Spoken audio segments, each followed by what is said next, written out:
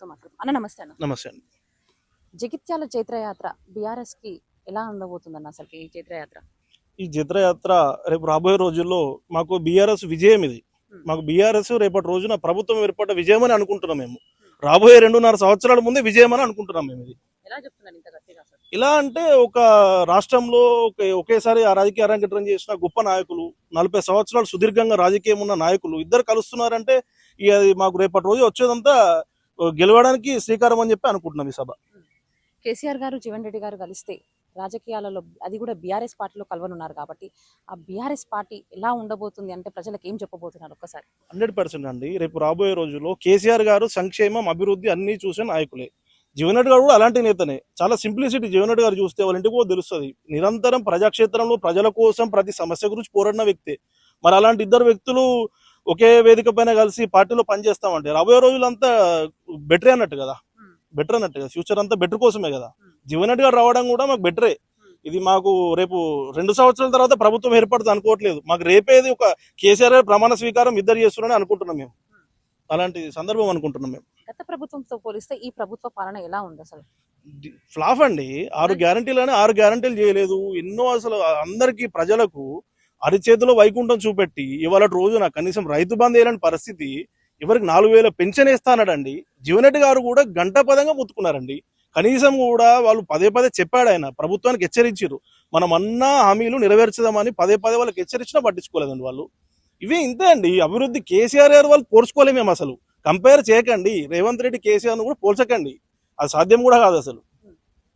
జగిత్యాలలో జీవన్ రెడ్డి గారు జాయిన్ అయినాక బీఆర్ఎస్ లో అంటే మొత్తం ఇక్కడ తెలంగాణ రాష్ట్రంలో బీఆర్ఎస్ మీద ఎలాంటి ఇంపాక్ట్ ఉండబోతుంది? జీవన్ రెడ్డి గారి రాక బీఆర్ఎస్ లో కొత్త ఉత్తేజం నిండుతుందండి 100%. మేము 2014లో కొత్త ప్రభుత్వం ఏర్పడి జనం ఎలాంటి అవకాశం ఇచ్చారో అంతకన్నా గొప్ప అవకాశం ఇది ఒక నాంది అని అనుకుంటున్నాం.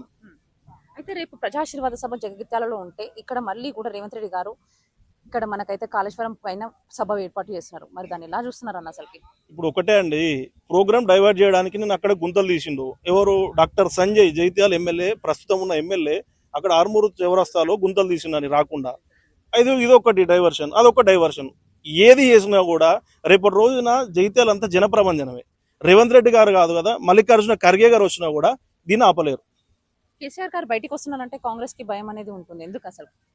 రాకపోతే రాలేదంటున్నారు, వస్తే భయపడుతున్నారు. వాళ్ళకే తెలియాలి. అది రాకపోతే రాలేదంటున్నారు, వస్తే భయపడుతున్నారు. భయపడి ఇలా కన్ఫ్యూజ్ అయ్యి గుంతలు తీయడం, కాళేశ్వరం పెట్టుకోవడానికి టైం లేదా? 2 పిల్లలు గుంగినాయండి 33 సంవత్సరాలలో. 3 సంవత్సరాలు నువ్వు 3 సంవత్సరాలు టైం ఇస్తావు, నువ్వేం డెవలప్ చేసినావు?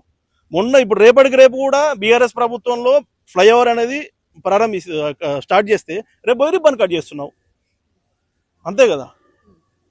అంటే మేము వచ్చినాక కూడా మా ప్రభుత్వంలో కూడా అంటే ముందు చేసిన ప్రభుత్వం చేసిన అప్పులే ఇప్పుడు మేము కడుతున్నాము అని కూడా వాళ్ళు అంటున్నారు కదా. మరి అది ఎంతవరకు వాస్తవం అంటారు అసలు? ప్రభుత్వము అప్పులు సహజం అండి. రాష్ట్రాన్ని నడపాలి, ఇక్కడ రెవెన్యూ తీసుకురావాలి, ఎకనామిక్ డెవలప్ చేయాలి. ఇక్కడ అది చేయకుండా నువ్వు అప్పు తీసుకొచ్చి ఏం అభివృద్ధి చేసినావు? కేసీఆర్ అప్పు తెచ్చిందంటే అర్థం ఉంది. సంక్షేమం నడిపించిండు, డెవలప్ చేసిండు, ప్రతి ఇంటికి కూడా ప్రతి సంక్షేమం కూడా అందింది. కాంగ్రెస్ ప్రభుత్వంలో ఎక్కడ అందిందండి? అప్పులు దేని కొరకు చేస్తున్నావు నువ్వు? వచ్చిన కంపెనీలను పోతున్నాయి, ఐటీ కంపెనీలు. పెట్టుబడి పెట్టేవాడు దిక్కులేడు ఇక్కడ. హైదరాబాద్ లో పెట్టుబడి పెడదామంటే వాడు పారిపోతున్నాడు పెట్టుబడి పెట్టడానికి. పెట్టుబడి పెట్టే వాళ్ళు దిక్కులేడు ఇక్కడ. అంటే తను చెప్పారు కదా, మనకు రేవంత్ రెడ్డి గారు అయితే ప్రతిసారి చెప్తున్నారు, ఒక మీటింగ్ పెట్టేసి అయినా సరే చెప్తున్నారు ఏంటంటే మేము అప్పులు తీసుకొని వస్తున్నాము, సంక్షేమ పథకాలు ఏర్పాటు చేస్తున్నాము, ప్రతి ఒక్కటి. అంటే తెలంగాణ ప్రభుత్వం ఇప్పుడే వచ్చినా కదా నా చేతుల్లోకి 2.5 సంవత్సరాలలో ఏం చేయబోతున్నాను, ఇంకా ఒక సంవత్సరం గ్యాప్ ఇస్తే నేను మంచి డెవలప్మెంట్ అనేది చేశాను చెప్పారు. పెట్టమనండి. ఆయన తీసుకొచ్చిన అప్పులు అభివృద్ధి అసెంబ్లీ సాక్షిగా శ్వేతపత్రం విడుదల చేయమని చెప్పండి. యావత్ రాష్ట్రానికి తెలిసిపోతుంది కదా. ఆయన తెచ్చిన అప్పులేంది, పెట్టిన పెట్టుబడి ఏంది, రాష్ట్రం నుంచి ఎంత పెట్టుబడి వచ్చింది, నువ్వు పెట్టిన దానికి ఎంత వచ్చింది రాబడి, పెట్టండి. అసెంబ్లీలో పెట్టండి చర్చ, అసెంబ్లీలో చూపెట్టండి, శ్వేతపత్రం విడుదలయ్యండి. యావత్ రాష్ట్రం అంతా తెలుస్తుంది కదా మీరు చేసేదంతా. జగిత్యాల ప్రజా ఆశీర్వాద సభలో ఎంత మంది ప్రజలు రాబోతున్నాను ఒక అంచనా వేయగలరు? కేసీఆర్ గారు సభ పెడితే లక్షలాది మంది, వేలల్లో కాదు. ప్రభంజనం, జన ప్రభంజనమే. లక్షలాది మంది వస్తారు ఎక్కడికైనా, లక్షల మంది రావడమే. అది కేసీఆర్ గారు బయటకు వస్తారు సభ పెడుతున్నంటే లక్షల మంది రావడమే ఖచ్చితం. అదంతా. Thank you. జీవన్ రెడ్డి గారు అయితే బీఆర్ఎస్ పార్టీలోకి చేరనున్నారు. మరి ఎలా అనిపిస్తుందా మీకు అసలు? మంచిగా అనిపిస్తుంది. ఎందుకంటే ఇంతవరకు కాంగ్రెస్ లో ఉన్నారు, మరి కాంగ్రెస్ నుంచి బీఆర్ఎస్ లకు రావాలంటే కాంగ్రెసే ఉంది కదా అధికార పార్టీ, మళ్ళీ ప్రతిపక్ష పార్టీలకు రావాలని ఎవరు అనుకోరు కదా అసలు. అయితే ఆయన సీనియర్ కాంగ్రెస్ పార్టీలో పట్టించుకోవడం లేదు. ఆయన సీనియరు, ఆయన చాలా మంచి మనిషి, పెద్ద వ్యక్తి, ఆయనకు లా విధానం అన్నీ తెలిసిన మనిషి. మరి ఒకటి ఏంటిదంటే ఈ రేవంత్ రెడ్డి చేసే పనులు వాగ్దానాలు మంచిగా లేక ఆయన సరి అయిన పదవులు సరి అయిన వాళ్ళకి ఇవ్వక ఈయన జీవన్ రెడ్డి అసంతృప్తితోని ఈ జీవన్ రెడ్డి చేసిన మంచి పనులు, అది కేసీఆర్ చేసిన మంచి పనులకు జీవన్ రెడ్డి ఇందులోకి వచ్చిండు వస్తుండు. గత ప్రభుత్వంతో పోలిస్తే ఈ ప్రభుత్వ పాలన ఎలా ఉంది, గత ప్రభుత్వ పాలన ఎలా ఉంది? ఈ ప్రభుత్వ పాలన ఒకటి లేడీస్ కు మహాలక్ష్మి పథకం పెట్టి లేడీస్ కు మంచిగా అనిపిస్తుంది. కానీ లేడీస్ ఏ చిన్న పనికి అయినా అని బస్సులనే తిరగడం అయిపోతుంది. అది ఆర్టీసీకి పెద్ద నష్టం. నేను ఆర్టీసీలో 10 సంవత్సరాలు పనిచేస్తే ఆర్టీసీలో స్లీపర్కు జీతాలు ఇవ్వాలి, డీజిల్ పోసేటోళ్ళకు జీతాలు ఇవ్వాలి, అలా వర్కర్కు జీతాలు ఇవ్వాలి. ఈ ఫ్రీ పెడితే వీళ్ళందరికి జీతాలు ఎక్కడి నుంచి ఇస్తారు? బస్సు దాని మెయింటెనెన్స్ ఫిట్నెస్ కరెక్ట్ ఉండాలి పబ్లిక్ పోవడానికి. ఈ ఫ్రీ అయినాక ఈ మెయింటెనెన్స్ ఎక్కడికి వెళ్ళి తెచ్చి పెడతాడు రేవంత్ రెడ్డి? చెప్పండి మీరు, ఎక్కడి నుంచి తెచ్చి పెడతాడు? నేను 10 సంవత్సరాలు ఆర్టీసీలో చేసిన, రిమార్క్ లేకుండా చేసిన. నా పేరు మల్లేశం. నేను ఎక్స్ప్రెస్ వరంగల్ డ్యూటీ చేస్తా. రోజు 4 డబ్బాలు నీళ్ళు తాగుతా. ఒక్కొక్కసారి డిపోలో వాటర్ కూడా ఉన్నాయి. మేము కరీంనగర్ పోతే బస్ ఆడ పెట్టి హోటల్ పని ఉరకాలి వాటర్ తాగడానికి. ఇప్పుడు అట్లున్నది ఈ ఫ్రీ బస్సు. ఆటోలలో బతుకులైనా కొట్టారు. ఇప్పుడు ఆ బస్ బంద్ చేసిన నేను. వాళ్ళ టార్చర్ భరించలేక బస్ బంద్ చేసి, హెవీ లైసెన్స్ ఉండి కూడా నేను బస్ బంద్ చేసిన. ఆటో నడుపుకుందామని, ఆటో మంచిగా ఉందని వస్తే ఆటో కూడా రూమ్ కిరాయిలు వెళ్తలేవు, పిల్లల ఫీజులు వెళ్తలేవు, ఒక్కొక్కరు పుట్టుమిట్ట ఆడుతున్నారు. ఇది పాలన చేస్తుండు. అన్ని ఈ రేవంత్ రెడ్డి చేసిన, కేసీఆర్ చేసిన పనులు ఉన్నాయి. ఆయన రైతు బంధు చేసిండు, ఈయన ఎత్తుండు రైతు భరోసా, ఆయన రుణం మాఫీ చేసిండు. కాకపోతే ఈయన కూడా చేస్తుండు కాబట్టి అవగాహనతోని చెయ్యాలి. అవగాహనతోని పేదోళ్ళు బతికేటట్టు చేయాలి రేవంత్ రెడ్డి. అని కేసీఆర్ బాగా పేదోళ్లకు ఇట్టు కళ్యాణ లక్ష్మి, ఇంకా పోతే ఎగువ దిగువ అనేటువంటి దరిద్ర రేఖలు అటువంటి సంబంధించిన ఇండ్లు కానీ అట్లాంటి వాళ్ళకు సహకారం చేసిండు కాబట్టి జీవన్ రెడ్డి ఇందులో కలిసిండు. ఈ తర్వాత మళ్ళా జీవన్ రెడ్డి గారు బీఆర్ఎస్ లోకి రానున్నారు కదా, మరి బీఆర్ఎస్ పార్టీ ఎలా ఉండబోతుంది అసలుకి? మంచిగా ఉంటుంది. అంటే మళ్ళీ గెలిచే అవకాశం ఏమైనా ఉందనుకుంటున్నారా? అట్లానే అనిపిస్తుంది. ఎందుకంటే వేల ఆటోలు, లక్షల ఆటోలు రోడ్డు మీద ఖాళీ చూడండి మీరు. ఇప్పుడు నేను చెప్పిన కదా, ఆర్టీసీ బస్సు ఒక బస్సు నడితే కండక్టర్ బతకాలి, డ్రైవర్. అన్న నమస్తేనా? నమస్తే మేడం. అన్న, జగిత్యాల జైత్ర యాత్ర ప్రజా ఆశీర్వాద సభ ఎలా జరగబోతుందన్న రేపు అసలుకి ఇక్కడ? భవిష్యత్తులో ఎప్పుడు కూడా ఇటువంటి సభ చూసుండకపోవచ్చు. తెలంగాణ ప్రజలు ఇద్దరు పెద్ద మనుషులు ఒకటైతుర్రు. ఖచ్చితంగా జగిత్యాల మరో జైత్ర యాత్ర స్టార్ట్ అవుతుంది. కేసీఆర్ గారు బయటికి రానున్నారు అనగానే కాంగ్రెస్ కి భయం అనేది పుట్టుకుంది. అసలు ఎందుకని చెప్పొచ్చు? భయం అనేది అప్పుడు ఏదో ప్రభుత్వం మీద వ్యతిరేకత అని చెప్పేసి అంటారు, కానీ అది ప్రభుత్వం మీద ఉన్న, గత ప్రభుత్వం మీద ఉన్న వ్యతిరేకత కూడా కాదు. మా ఉమ్మడి కరీంనగర్ జిల్లాలో ఇప్పుడు ప్రస్తుతానికి 8 మంది కాంగ్రెస్ ఎమ్మెల్యేలు గెలిచారు. ప్రతి ఒక్కరు కూడా అందులో 6 3 సార్లు 4 సార్లు ఓడిపోవడంతో రాష్ట్రంలో ఖచ్చితంగా మళ్ళా కేసీఆర్ సారే సీఎం అవుతాడు. ఇక్కడ పాపం ఒక్కసారి ఈ ఎమ్మెల్యేను గెలిపించుకుందాం, 3 సార్లు ఓడిపోయాడు, 4 సార్లు ఓడిపోయినరు అని చెప్పేసి ఓన్లీ అక్కడ ఎమ్మెల్యేను గెలిపించుకుంటామని చెప్పేసి అని అంటే ఉమ్మడి 8 మందికి ఎమ్మెల్యేలు గెలిస్తే అందులో అయ్యో పాపం అనే దాని మీదనే 6 ఎమ్మెల్యేలు గెలిచారు. ఆ విధంగా రాష్ట్రంలో కాంగ్రెస్ పార్టీ అధికారంలోకి వచ్చింది. రేవంత్ రెడ్డి ఏదో గొప్ప చేస్తాడని చెప్పేసి ఆశీర్వదించలే. పాపం అన్న దాని మీద ప్రభుత్వం ఏర్పడ్డది. పాపం అన్న దాని మీద ప్రభుత్వం ఏర్పడింది అంటారు అంతే. అవును.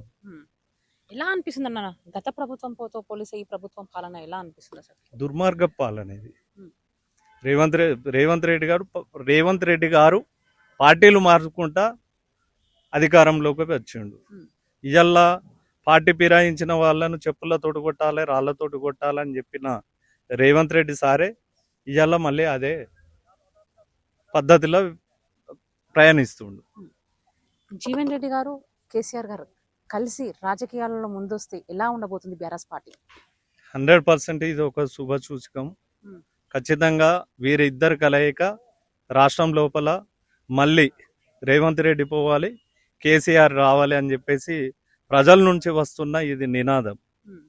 ఖచ్చితంగా మూడోసారి కేసీఆర్ గారు సీఎం అవడం పక్కా. కేసీఆర్ గారు రేపు ప్రజా ఆశీర్వాద సభ పెట్టగానే ఇక్కడ రేవంత్ రెడ్డి గారు కూడా కాళేశ్వరం సైడ్ చూపిస్తున్నారు, సభ పెడుతున్నారు.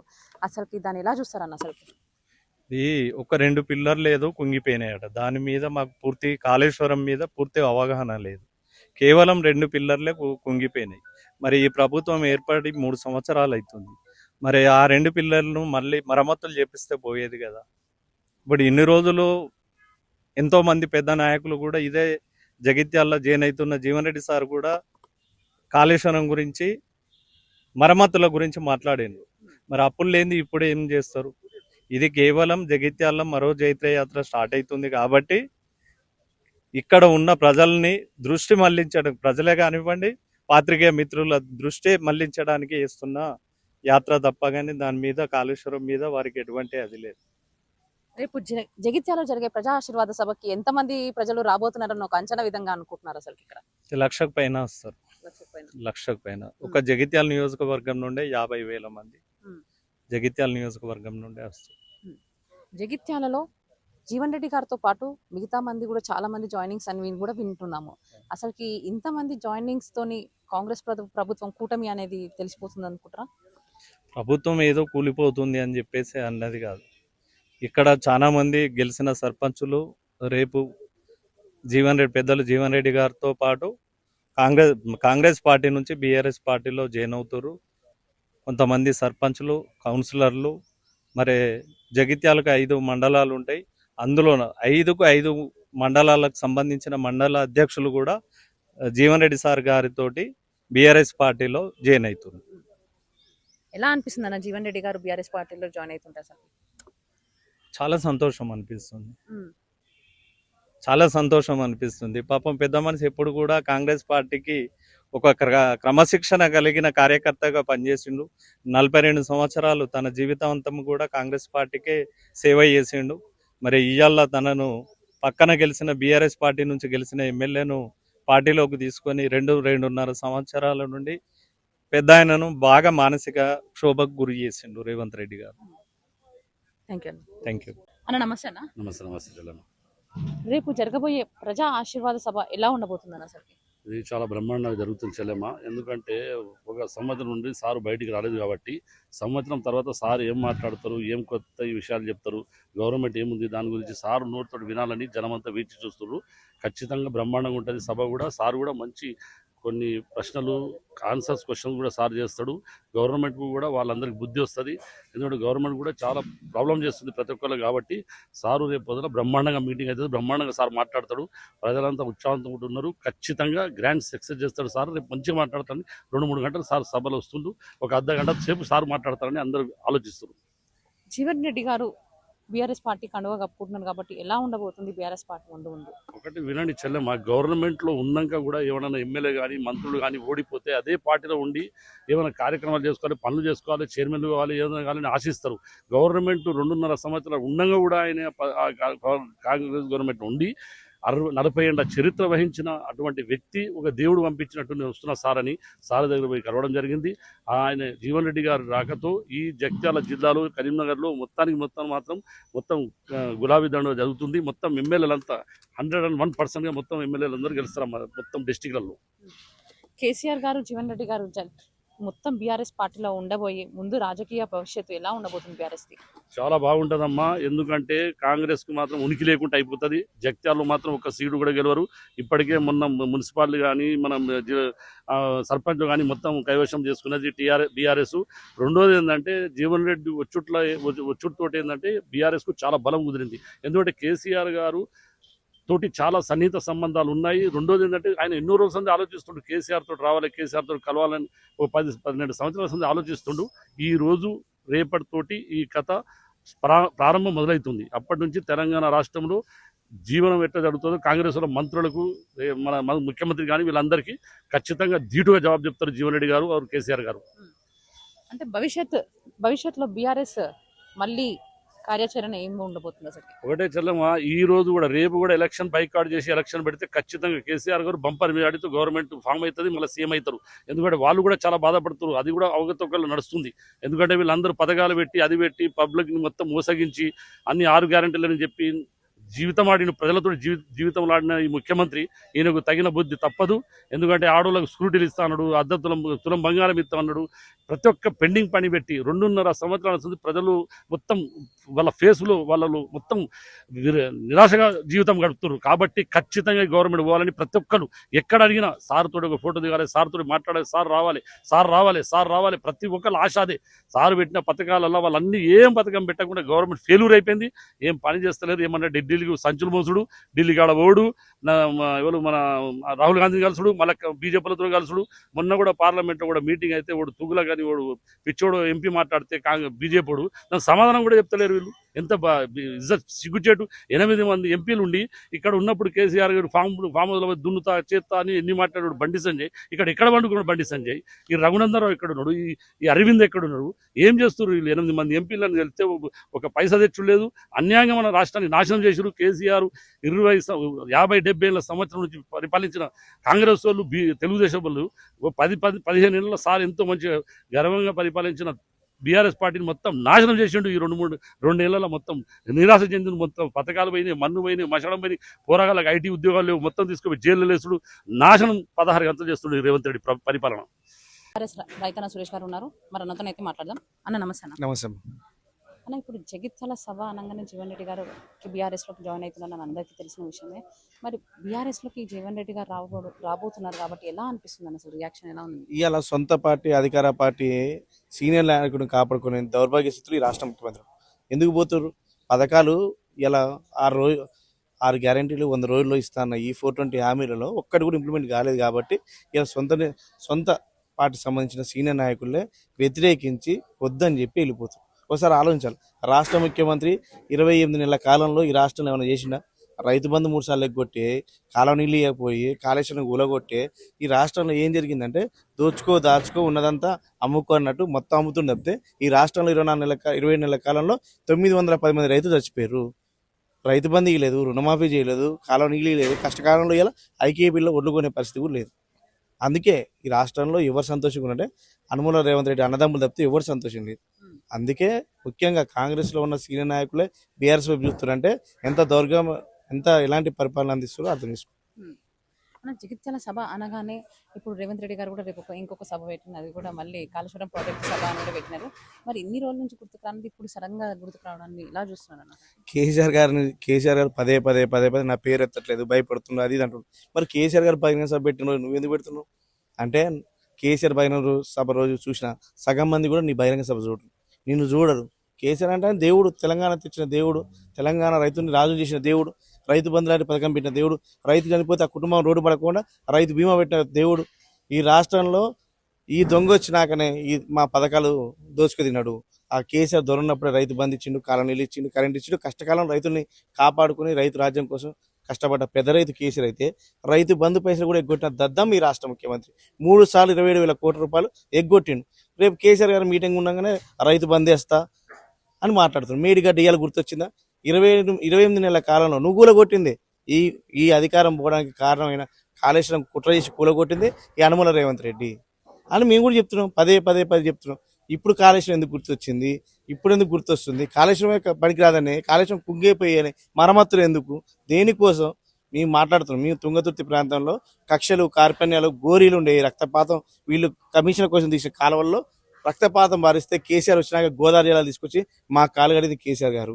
ఇలా రైతు బంధు లాంటి పథకం పెట్టి రైతును రాజం చేసి దగ్గర 77,000 కోట్ల రూపాయలు రైతు బంధు పైసలు మా అకౌంట్లో ఎవరి సంబంధం లేకుండా, ఎవరి మధ్యవర్తి సంబంధం లేకుండా మా అకౌంట్లో పడేసి రైతును రాజు చేస్తే 3 సార్లు 9,000 కోట్లు లెక్క, 3 9 27,000 కోట్లు పందికొక్కు లెక్క ఈ ముఖ్యమంత్రి తిన్నాడు.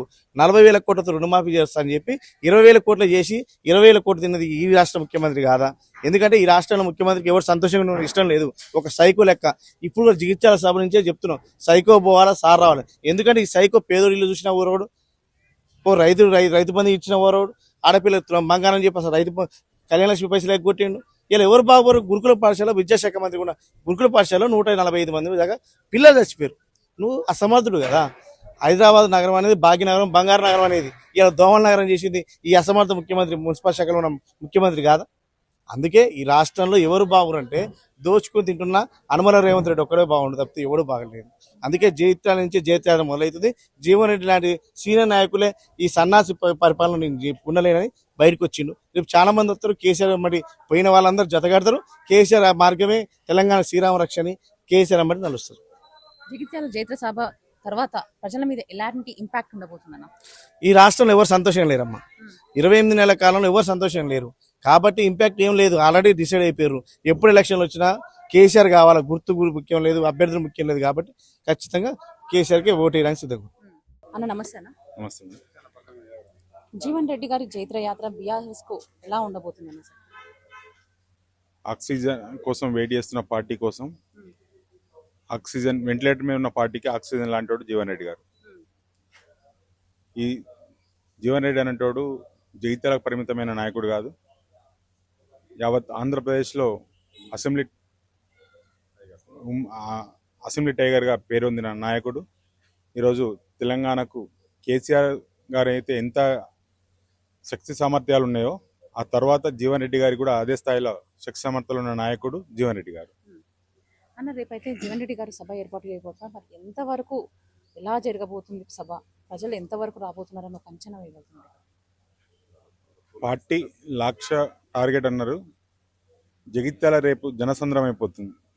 ఒక గ్రౌండే కాదు, చుట్టుపక్కల విలేజ్లు ఏదైనా రోడ్లు మొత్తం జగిత్యాల మొత్తం రేపు జనసంద్రమై పరిస్థితి కనబడుతుంది. ఎవరికి అంత చిక్కని జనం రేపు సభకు వస్తురని స్వచ్ఛందంగా వస్తురు. కేసీఆర్ గారు జీవన్ రెడ్డి గారి కలయిక అనేది తెలంగాణ చరిత్రలో ఒక మైలురాయిగా మిగలబోతుంది. జగిత్యాల సభ తర్వాత బీఆర్ఎస్ పై ఇంపాక్ట్ ఎలా ఉండబోతుంది అసలు? ఖచ్చితంగా ఈ యొక్క కలయిక రేపు బీఆర్ఎస్ పార్టీ అధికార దిశగా పయనమవుతుంది. ఈ ప్రపంచాన్ని ఎవరు తట్టుకోలేరు. కేసీఆర్ గారు బయటకు వస్తున్నారు అనగానే కాంగ్రెస్ భయపడుతుంది. మరి ఎందుకు అనొచ్చు అసలు? కేసీఆర్ గారు బయటకు వస్తారంటే కాంగ్రెస్ భయపడడం కంటే జీవన్ రెడ్డి గారు కాంగ్రెస్ ను ఎదిరిపెడుతున్నంటే కాంగ్రెస్ భయపడుతుంది.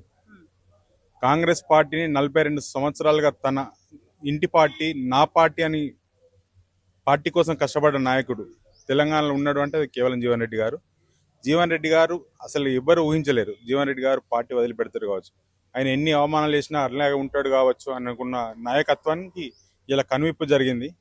అతను పార్టీ వదిలిపెడుతున్నా అంటే తట్టుకోలేక వాళ్ళకు భయపడే పరిస్థితికి వచ్చింది. జీవన్ రెడ్డి గారు కాంగ్రెస్ పార్టీ వీడి బీఆర్ఎస్ కండువా కప్పుకోబోతున్నారు. మరి ప్రజల్లో ఉండే ఎలా ఉంది స్పందన అసలుకి? వాస్తవంగా సార్ ఇప్పటి వరకు కండవ కప్పుకోవడానికి మదన పడుతున్న పరిస్థితులు చూస్తున్నాం. కానీ ప్రజలు మాత్రం హర్షిస్తారు. స్వచ్ఛందంగా సార్ ఇన్ని 20 మాసాల నుంచి సార్ని హింస పెడుతున్న అధికార కాంగ్రెస్ పార్టీ తీరును ప్రజలు గమనించారు. ప్రతిసారి మాత్రం చెప్తుండే మీ సార్ ఇంకేందో అందులో ఎందుకుంటుండే మేము కూడా సతమతమైన అరే పోదమ్మా వద్దా అనే పరిస్థితులలో జనాలు ఒత్తిడి మా మీద ఎక్కువ ఉంది. ఆ ఒత్తిడి ఈరోజు జీవన్ రెడ్డి గారు పార్టీని వీడాల్సిన పరిస్థితి ఏర్పడింది. అంటే జీవన్ రెడ్డి గారు ఇన్ని సంవత్సరాలుగా కాంగ్రెస్ పార్టీ ఉండి ఇప్పుడు బీఆర్ఎస్ కండువా కప్పుతున్నప్పుడు ఇంతవరకు మరి కాంగ్రెస్ లీడర్లు కానీ ఎవరైనా కలిసే ప్రయత్నం ఏమైనా చేశారా జీవన్ రెడ్డి గారు? సార్ ఒకసారి డిసిషన్ తీసుకున్నాడు. ఎవరు కలిసినా తన నిర్ణయాన్ని మార్చుకోడు. ప్రజల నుంచి స్పందన సార్ కంటే ఎక్కువ ప్రజల నుంచి స్పందన ఆ విధంగా ఉంది.